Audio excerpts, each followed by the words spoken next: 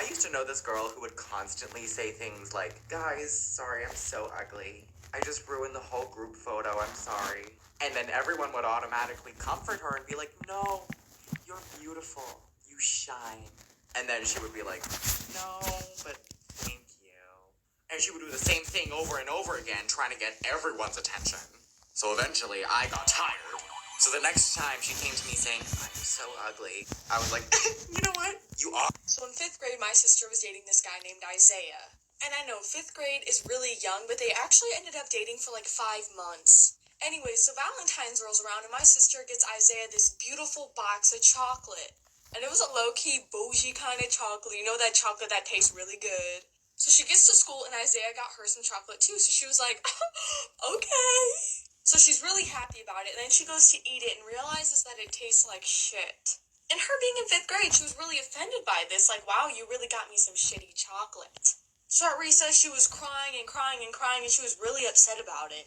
So anyway, she gets on the bus, and I sit next to her, and she's just crying about it. She's like, I don't know what to do. Like, this is so rude. And I was like, it'll be okay. Like, he's a bad boyfriend, this and that. So we get to our bus stop, and we're getting off the bus, and my sister collapses on the floor and starts screaming and crying. And my bus driver looks at her and goes, what is... Story time. So one day I was walking home and I snuck out that night, so it was really dark and scary. It was 4 a.m. I met up with my boyfriend. And my boyfriend, he didn't walk me home. He just stayed at his house, I went home and I went to bed because it was really late, but I didn't get caught, so. But then the next thing I know, there's somebody walking in the basement of my house. And nobody was home because my parents went to work that morning. So I was kind of scared. But I went downstairs to go check it out. And it was my boyfriend holding a knife. I ran upstairs and locked myself in the bathroom part.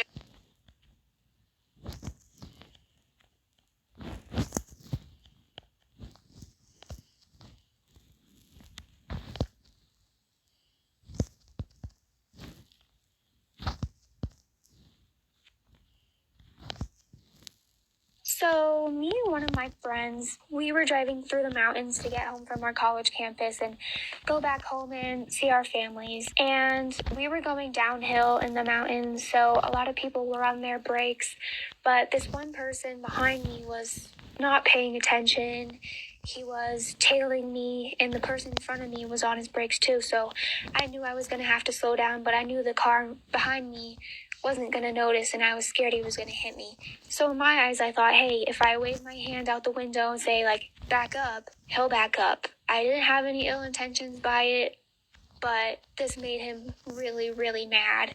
So I was pretty frustrated too, because I felt unsafe by him being so close to me, and I let my emotions get the best of me. So I ended up taking an exit off of the highway a couple miles after that happened, and that whole time he was still tailing me, still following really close. So I took the exit, and without thinking, I flipped him off, thinking he won't be able to get to my exit on time and follow me.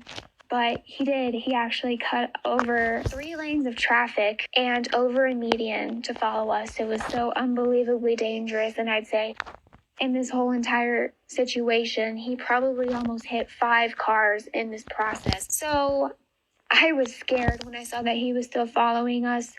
And I thought of the movies instantly where when you're being chased, you just take a sudden turn and hopefully they won't react in time and you'll lose them. So that's exactly what I did. And he actually almost hit me when I did that. But he also took that turn, and I was terrified at this point. And I saw that this guy was digging through his glove box, might have had a weapon or something, so I thought we were in immediate danger. So this is a story time on why you should never go on Omegle. So my friend invited me to have a sleepover with her.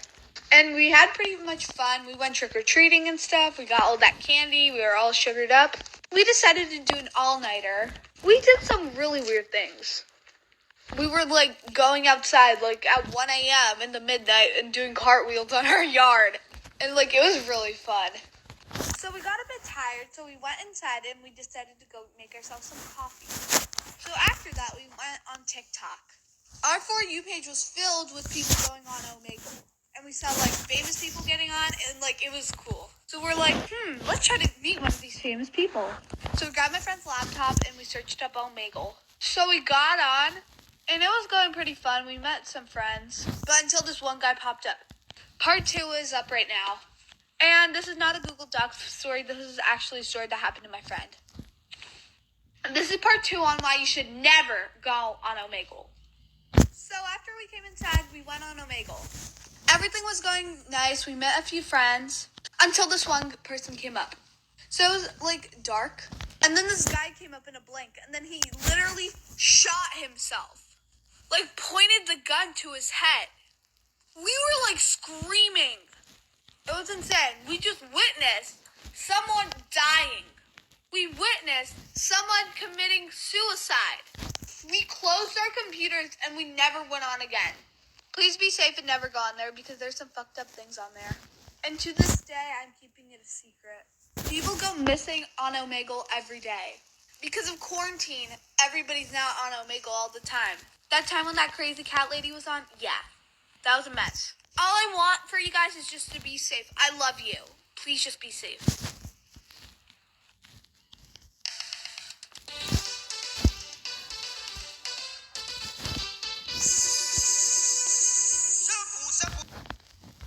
Hey guys, welcome to my account. I do Roblox story times, and let's get into the first one. So this one is called The Fake YouTuber. So I was in Bloxburg one day role-playing with a friend, and this girl came up to us and was bothering us, asking if she could role-play whatever, and she wouldn't take no as an answer.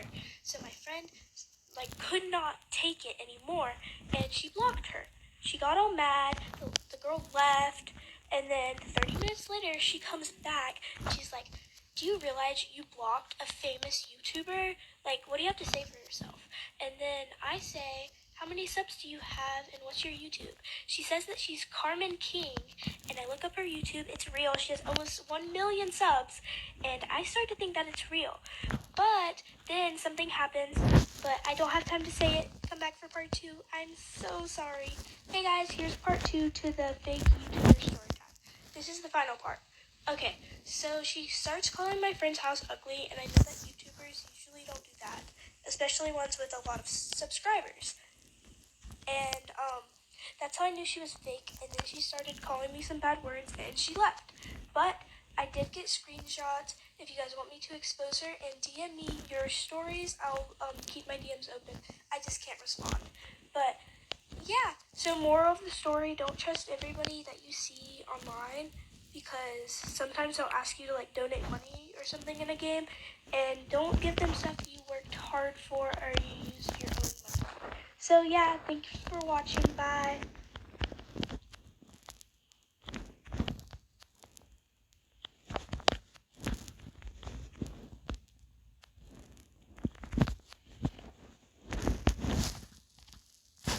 Hey guys, thank you for all the lessons of hope, and let's get into the next story time. This one is called The Bloxburg Beggar. Okay, so one day I was playing Bloxburg and this girl was private chatting me, asking me to be her mom. I was looking for a kid anyway, so I said yes. She kept asking me for money and to go to her house, which I obviously said no to. She said if I didn't, she wouldn't be my kid. Another girl was asking me to be her mom, so I said okay, then don't be my child. I saw that the beggar was asking other people the same thing and threatening them. I told the other people not to listen to her and don't give her anything. One girl didn't listen and met the beggar at Pizza Planet. The beggar planned it and she wouldn't see her house and know she was rich. The girl that didn't listen gave her 10 to 70K and the beggar left. The moral of this story is don't give strangers things that you have on. Bye guys! Hey guys, let's do another story. This is called The Hacker. So one day I was in Roblox and I was a very open person and I love having friends. So this guy added me, and once I added him back, I got disconnected from the game. So I tried again and it didn't work. So I reset my phone and tried again. The guy that added me messaged me and I didn't see it because as soon as my phone reset, I joined a game and got disconnected again. So I took a 1-day break from Roblox and I logged in and I checked the message and he sent my email in the chat. This really freaked me out, so I didn't go on Roblox for 2 days. When I got on, I logged out and I tried to log back in with the correct user and password and it didn't work. So he hacked me. But I emailed Roblox and I got my account back and blocked him and changed my username and my password. This is from a follower. Thank you for your submission and bye guys. While growing up, my father was an alcoholic and an abuser toward my mom and my siblings. When my father gets drunk, he will beat my mom, insult her. My mom would hide us in the bedroom and lock the door so my father doesn't go inside to hurt us. It was a painful to see my mom getting hurt every day. So me and my older sister, we decided that enough is enough. Our plans was to murder our own father. So we did some research on Google on how to murder someone. We finds a pill that can kill a person with just a single dose. We legally bought the medicine. After buying the medicine, we took 3 pills. We smashed it into a powder and poured it into the alcohol secretly. He ended up drinking the alcohol. The very next day, our father didn't wake up. My mom panicked and called the police. They took him to the hospital. In the hospital, the doctor says that he died because his heart stopped working. When the doctor asked if we knew anything, me and my sister responded that her father was an alcoholic person, maybe that why he died. The doctor believed us. After my dad's funeral, we celebrate like no tomorrow. Story time on how someone died during the school day. So pretty much we were at gym class and we're like in the front of the school because our gym is like in the front. So we were in the gym class just literally doing anything. So pretty much the gym was like kind of in a hallway with other classes. So an alarm went off and everyone was shocked, scared. They made us go into a locker room. It kept going by, and all of a sudden we heard screams and shots. We could hear like police cars and everything coming. There were kids in our class crying. Remind you, we're in 5th grade, and grade, because it was 4th, 5th, and 6th, has their own like gym, art, and stuff like that. We thought it was a drill at first until the gunshot. That's when I knew it wasn't fake. Okay, so part 2 of how someone died during the school day. If you haven't watched part 1, I would recommend go watching it now so you know the background story. So as I said, we were in lockdown and everything, and we heard shots and screams from outside the room. That's when we realized they were really close to us. And then on the announcements, they said they were in the 6th grade wing. Now, in our school, it was kind of like hallways. There was 2 hallways per grade, and they were in the 6th grade one, which was on the totally opposite side of school. All of 5th grade evacuated. We had to be so quiet, though. And then when we were, like, at the end of the hallway, there was a body. Remind you, I was in gym, so, like, there were, like, balls everywhere and stuff. So pretty much what happened is this girl was in the bathroom, and she came out, and then the announcement went off, like, lockdown, so she couldn't get back in the classroom, and then she got shot and stuff, so. This is why you should never play the Ouija board. When I was in 7th grade, my friends brought the Ouija board over to my house. We all thought it was fun, and we decided to play it. We asked the spirit on the board if it was good or bad. It said it was good, and we kept talking to it. I put the ashes of my grandma on it, hoping that it was my grandma. We asked if it was my grandma, and it wasn't. So we were kind of confused because it knew all of our names. We asked if there was other spirits in the house. The board said yes. I wanted to stop playing, but my friends didn't, so I just went along. We ended up saying goodbye to this spirit and joining another one. We joined another spirit. Now, we were hoping this one was my grandma. We asked if it was my grandma, and it wasn't. We started asking the board some questions. Then we asked how it passed away, or died. Instead of playing a Ouija board in this house, we said goodbye and never played again. Part 2 of why you should never play the Ouija board. If you haven't watched part 1, go watch it. About 2 months after, our neighbors told us that the people before us that lived there had a 12-year-old daughter that died from playing the Ouija board. That night, we played the Ouija board. Well, we tried summoning her. We didn't summon her, but we saw this black figure. We told my mom, and my mom said that they saw it too, but they didn't want us to be scared. We threw out the Ouija board. Our new house was on the totally opposite side of town. It was at like 3 a.m. The doorbell started ringing, and we just heard different sounds coming out throughout the house. We were kind of confused because it was one of the first weeks we had our house. We looked it up on the internet. We didn't find much. We thought that once you summoned a spirit, it stays with you. The people in our old house said that they've been seeing the black figure too. Now the house is getting torn down. Here's a story time for you guys. So when I was in like preschool kinda, I met this really one cool girl. She loved animals, but she was kind of weird. She walked like a dinosaur a lot and wasn't scared to like be weird in front of people. Me and her were best friends, and we're still best friends to this day.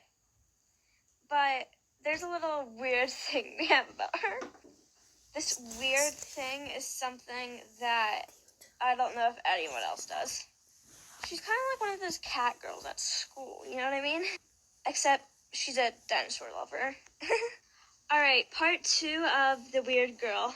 So pretty much this girl is very weird, and she like kind of has like suicidal thoughts, if that makes sense. But they aren't like regular suicidal thoughts. Like, she would be like, oh my god, I'm gonna kill myself if I don't get that. And sometimes we had to like stop her from doing it. But the thing is, after she was like she was like, oh, I wasn't gonna do it, I was just joking with you guys. This made me really scared, and I didn't really want to have a friend like that, and I was trying to really help her out, but it didn't exactly work. Honestly, I thought she was gonna die from suicide, to be honest. I've never told her that, though. To this day, I've never told her that. One day we were at her house. Her parents weren't home, and she said the only reason why I brought you guys here is for you to, like, be with me when I die. We called an ambulance. But here's part 3 of the story time and the final part. So yeah, we called the ambulance, and they ended up taking her to the hospital. But it wasn't like a hospital. It was like one of those, like this hospitals when people like overdose or something like that, or when they try to.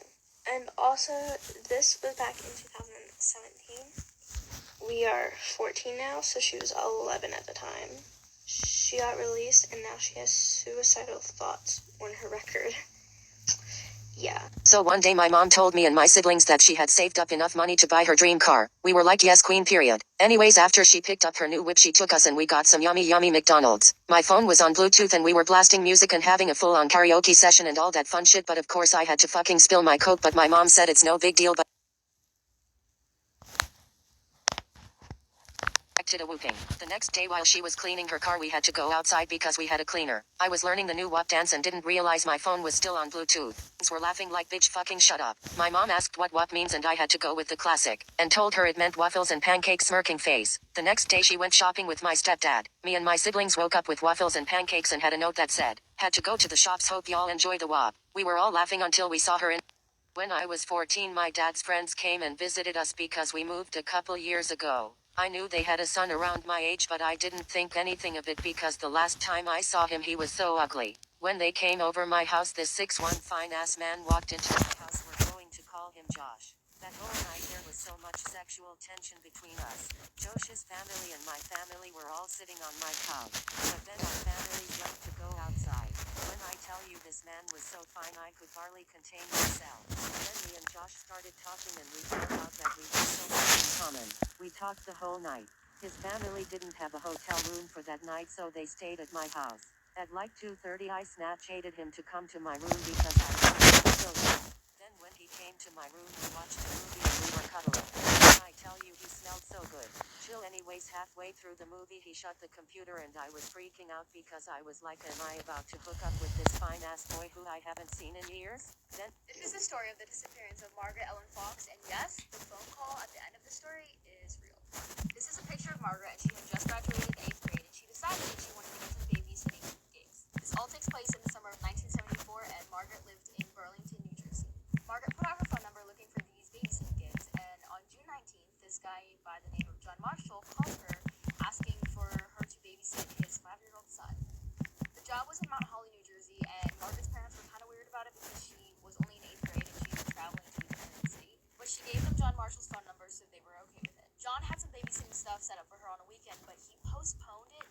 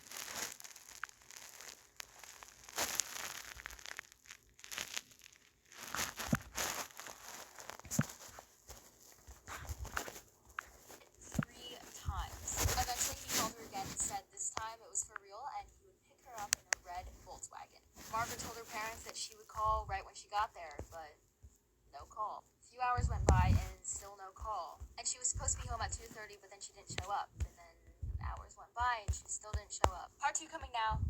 Time about the first time I wore a swimsuit at the beach. I'm 21 and it's the first time I'm going to wear a swimsuit in public. I'm really nervous and my boyfriend is like, take off your t-shirt, let's just go. I'm like, okay, it's cool, let's do this, let's go. I get like an inch before the water and I hear to the left of me, your body's offending me. And I'm like, yeah, your body's offending me and you look like a whore. Bitch, this is my first time I've worn a swimsuit out ever in public and this is what happens? So, I mean, as soon as you call out my body, I just was like, you just opened all doors for me to roast you. Oh, I did it. I stooped to her level and, well, fuck you, you fat bitch. That's why you eat McDonald's every day to look like that and I work out every day to look like this, you fucking crackhead, motherfucking ass, oompa loompa body ass bitch. And, well, she's all like, oh my god. Comes to her husband that was looking at me. And he comes up to my boyfriend, he's like, I made my teacher cry. Story time.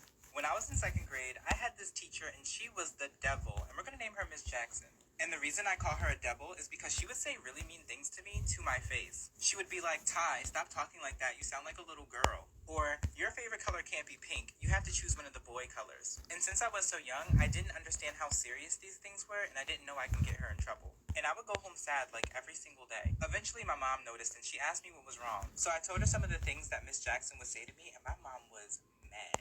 And my mom was like, the next time she says something to you, say something rude back. And if you get in trouble, I'll handle her from there. So I was like, okay, I'll do it. Now Miss Jackson was a heavy lady, so I knew if I said something rude to her, it would be about her weight.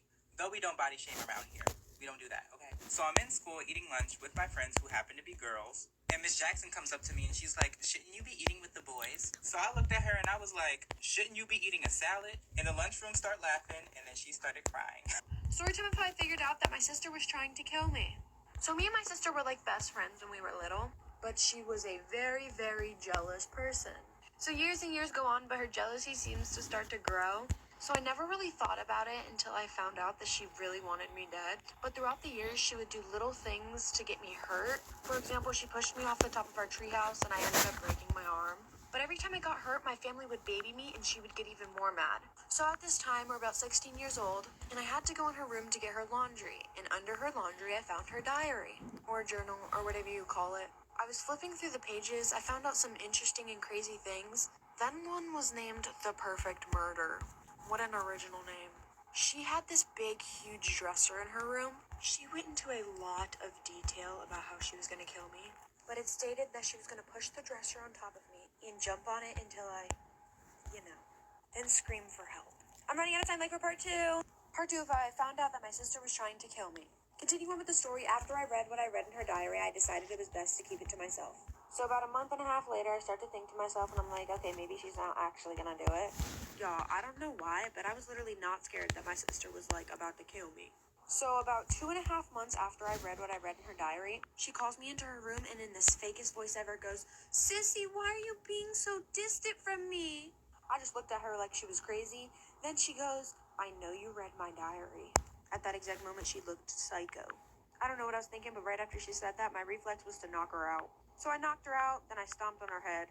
I called my mom into the room and read her the diary, or whatever the heck my sister put in there. Mind you, while I'm reading my mom this diary, she's still knocked out on the floor. My mom then continues to say she's gonna put her in a mental hospital. So to this day, my sister's in a mental hospital, and if you're listening to this and you ever get out, please don't kill me. I'm actually living an amazing life right now.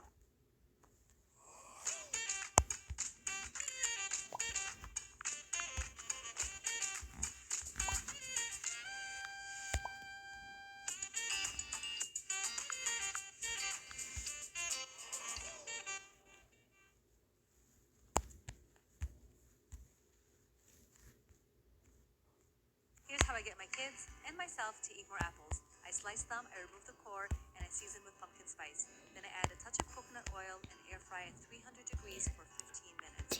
They come out so good.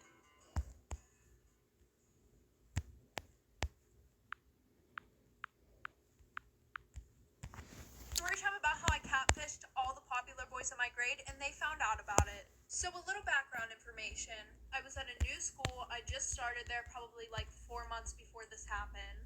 And I was best friends with this one girl. We're gonna call her Kate. And Kate had a crush on this guy. We're gonna call him Alex. And he liked her back, but she wanted to see if he was loyal. Well, at least that's what it was supposed to be at first.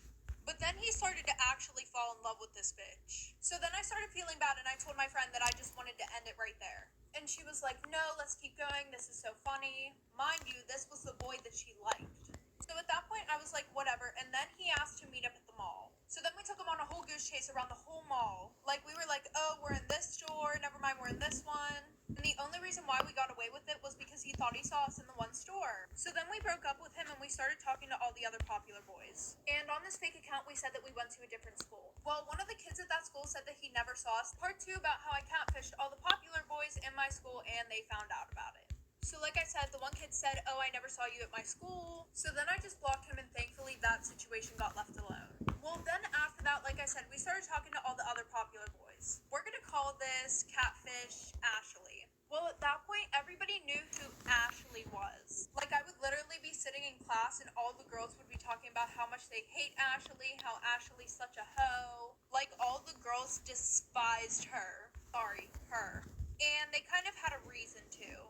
Because we broke up so many relationships and everything. Well, the one night I'm having a sleepover with my friends. Well, Kate asked if she could come to the sleepover as if it wasn't obvious that she could come. Just a quick reminder, Kate was the one who I started the account with. So I was joking around with her and I was like, no, you can't come. So I wake up the next morning, right? And all the popular boys are blowing up my phone on my actual accounts. Part 3 about how I catfished all the popular boys in my school and they found out. So like I said, I wake up the next morning and thankfully it was a Sunday. And like I said, I woke up to text messages from all of Alex's friend group. And all these text messages were like, are you the one running the Ashley account? We saw screenshots of all the messages between you and Kate. So I texted Kate and I was like, what the fuck is going on? Like, how does everybody know? And she made some bullshit ass excuse saying that her brother took her phone and took pictures of all the conversations and sent them to everybody. Which obviously I knew that wasn't true. But after that I went into a whole depression because everybody just kept coming at me for this fake account. Whatever, it was literally me and her who created it. She was the one who wanted to make it to fucking catfish this guy that she liked. So I wasn't going to school for a few days and my guidance counselor literally had to come to my house. Pretty much drag me out of the fucking house and bring me to school. So I sat in the guidance counselor's office all day and then I had to move schools. Here's a story time of how me and my sisters almost got kidnapped. So my mom and her boyfriend were just gonna go out and have a night to themselves, and I was home watching my 2 little sisters. At the time, I was 13, my 2 little sisters were 9 and 6. So around 6 p.m., my mom and her boyfriend leave. Me and my sisters just sit down and watch a movie, and then I get up to make them dinner. I get paranoid really easily, and while I was making them dinner, I look out the kitchen window, and I thought I seen somebody in the backyard. I text my mom, and she gets on the cameras that are outside, and she said nobody was out there. I continue making them dinner, we sit down and eat, and then we start watching another movie. Then we start hearing knocking. It wasn't coming from any of the doors, it was coming from the side of the house. I didn't want to bother my mom on her one night out, so I just took the kids and we went upstairs and watched a movie in my room. My 6-year-old sister at the time went to the bathroom and she came back in literal tears. She was literally crying so hard until I finally got her to stop and tell me what was wrong. She said as she was walking back from the bathroom, she seen somebody downstairs. I quietly locked my door and I put my sisters in the closet and I called my mom right away. Part 2 of how me and my sisters almost got kidnapped. I called my mom and then she looked on the cameras downstairs and somebody was in the house. She never told me what the person was doing. I guess she just didn't want me worrying, but she called 911 right away. While my 2 little sisters were in the closet, my 6-year-old sister would not stop crying and I'm pretty sure the person downstairs heard her. At this time, my mom and her boyfriend were already on the way and so were the police. I heard him coming up the steps, so I quietly opened the closet door and promised my sisters that they would stay quiet and be calm no matter what. I didn't know what he was here for, so I hid in the side of the bed in front of the closet so that he would get to me before he got to the girls. I heard him just rummaging through stuff and stuff breaking. Then a couple minutes later, I hear the police sirens. Right as I hear the police sirens, I hear a bedroom window smash. While trying to stay as calm as I can, 3 policemen bust down the door. They grab me and my sisters and take us outside. About 5 minutes after they take us outside and put us in the back of their car, my mom and her boyfriend shows up. About 20 minutes later after he was caught, they did notify us that he was wanted for murder of 2 younger girls and 1 adult male. About $10,000 of our stuff was either missing or broke. Then about a month later when we were capable to, we did move. Nothing has happened since. Story time of why I'll never ride in the subway ever again. I was on my way home after spending the weekend with my friend. I sit on this bench waiting for my train. This bench was right in front of this wall. It was placed on the edge of the wall where you would like turn the corner. And on that wall behind me, there was a ledge. I had all my bags and I had my water bottle and I put it on that ledge. At the subway station, there was only like 3 people. Mind you, it was like nighttime. I noticed this creepy old man with a cane. Something in me was telling me to just Uber home. But I just stayed at the subway station because really nothing was going on for me to feel like that, if that makes sense. So I just ignored that feeling and waited for my train. I turned around to get my water bottle so I could get a sip of it. I noticed this man staying right on the corner of the wall and he was not there before, so I was kind of creeped out. He just smiles and waves at me, so I smile and wave back. I get my water bottle and I take a sip from it. Well, the train finally arrives and I start to get my bags together so I can get on the train. By the time I got everything together, it seemed like everybody else had already gotten on the train except for the old man with the cane. As I was about to get on the train, he stopped me. He said not to get on the train because the man that appeared behind me had switched out my water bottle when I wasn't looking. It's a good thing I didn't get on the train. Or was it? Part 2 of why I'll never ride the subway ever again. Like I said, the old man stopped me because he said the man that appeared behind me had switched out my water bottle when I wasn't looking, and I had already taken a sip from it, so good thing I didn't get on the train. So now me and that old man were the only ones in the station. I thank him, and then I start to get tingles all over my body. Like I'm getting really sleepy. So I start to leave the subway to catch an Uber instead. My body keeps getting more and more tired. Next thing you know, I black out. When I woke up, I was back on the bench, and the old man with the cane was sitting right next to me, looking at me. I start to panic and he says everything is okay, and that when he started to leave the station behind me, he noticed that I was passed out, so he picked me up and took all of my stuff and put me back on the bench. And he stayed with me to make sure that I was safe, not just passed out in the subway station by myself. So I'm thinking, wow, this old man is literally amazing. I thank him and I start grabbing my stuff so I can leave. Well, as I'm leaving, I get a really weird feeling. I decided to glance behind me one more time, and there I see the man who supposedly switched out my water bottle turn the corner and start talking and laughing with the old man with the cane.